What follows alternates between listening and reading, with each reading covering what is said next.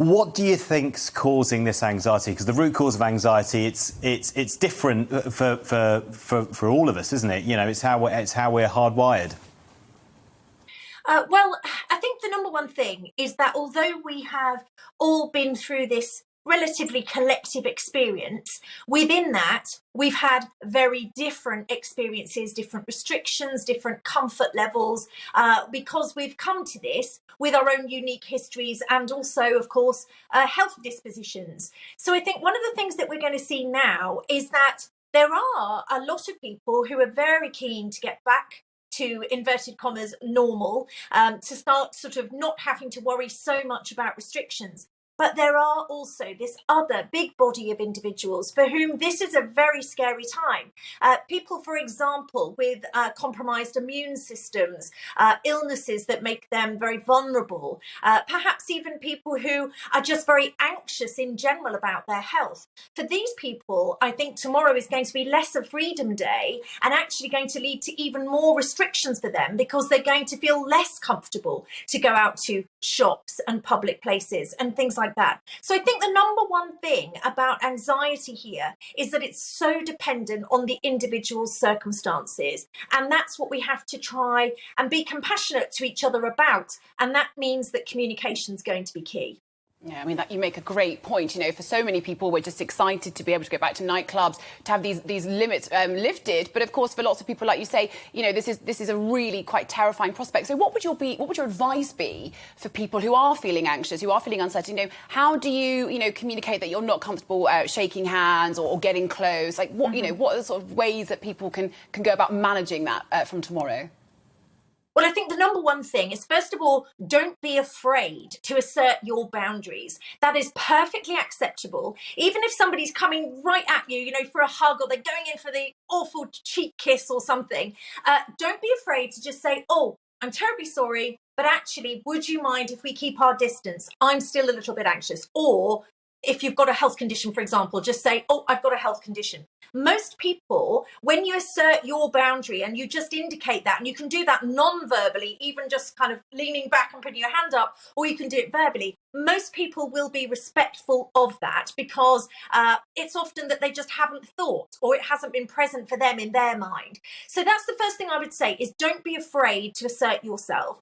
Then I would say the other thing is to think about whether the anxiety that you're having is actually based on real threat. So, for example, if you are somebody who is undergoing chemo, or you've got a compromised immune system, there is a real level of concern about your added risk. And if that is the case, then it is going to be about adjusting your way of life, I'm afraid, to cope with this new normal. It shouldn't be, but it probably is going to be that way. So that means speaking to your boss in your workplace, your colleagues, your friends, your family, and saying, look, is there somewhere I can sit? Because actually I am quite anxious. So that's one thing. The other thing is that some people during the pandemic, of course, welcomed the relative lack of sociability in society. Some people are more introverted. Some people like to stay at home. And if that's you and you're just worried about how am I going to go back to having to have after work drinks with people or go into the office or whatever it is that you're anxious about, then I would say have faith that you will re-acclimatise again. You might feel a bit exhausted at first, because certainly if you are a very introverted kind of person, you'll find it very exhausting to go back out there and have to be speaking to people all of the time. So give yourself time to recover, and that means getting the basics right. It's really standard advice, but it's true. Make sure you're getting enough sleep. Make sure you're nourishing yourself well. Make sure you're talking to other people about how you feel.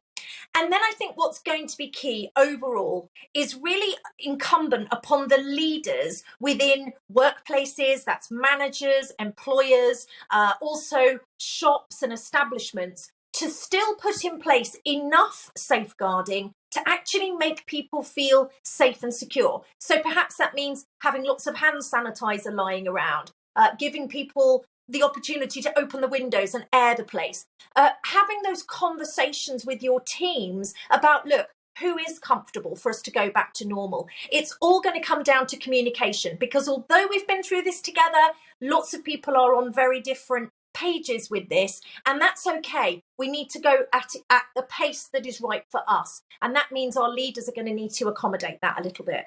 Yeah. Do you think that the government bringing in this so-called Freedom Day tomorrow, when restrictions are going to be lifted, when infection rates are rising, how helpful do you think that is for people with anxiety?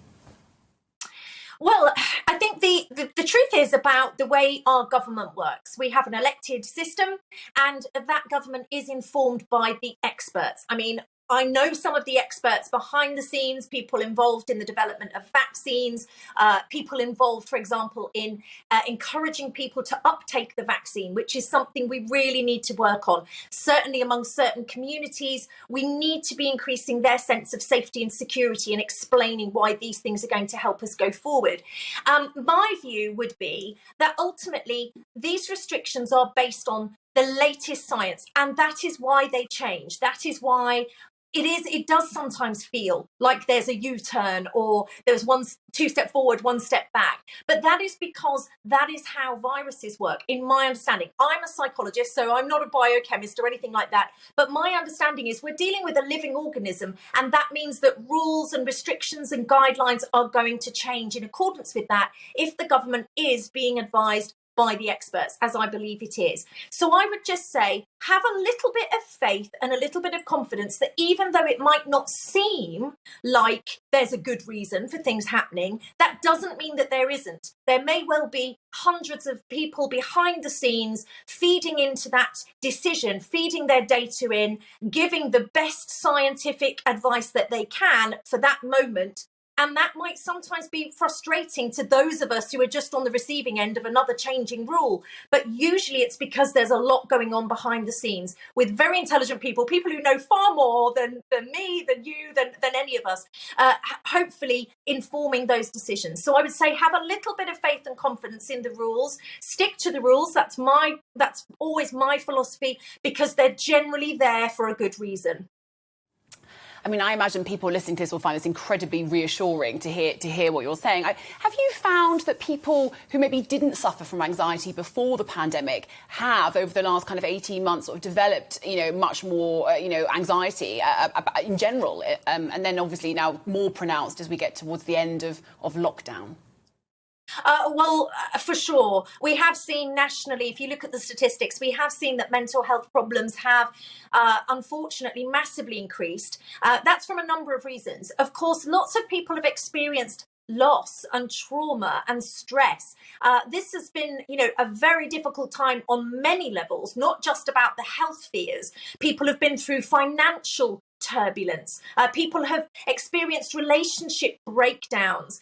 There's been so many different, what we would call psychological risk factors occurring over the past year and a half or so, that actually it would be bizarre, if we didn't see an increase in mental health difficulties. That is one of the things I think that to come out of this pandemic is perhaps, if we can take away anything at all positive, it is that actually now, more than ever before, it is okay to come forwards and say, I am struggling with my mental health. There is no shame in doing that. And in fact, you would be in the majority. A recent survey that I was aware of showed that it is now the majority of people in this country are struggling with their mental health in some way or another.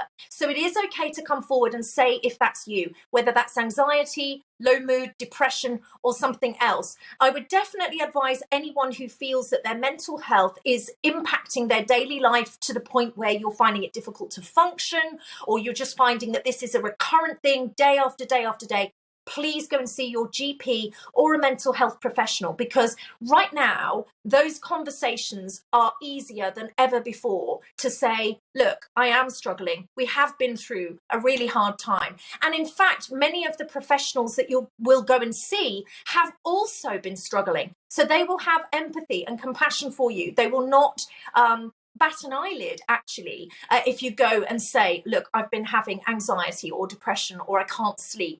This is the time to go and tell somebody about it. Yep. Psychologists, therapists and counsellors, you're human just like the rest of us, aren't you? Thank you so much. Welcome to the GB News YouTube channel. You can watch us live 24 hours a day, catch up on your favourite shows and join in the conversation in the comments below. Don't forget to subscribe and you'll never miss any of our exclusive content.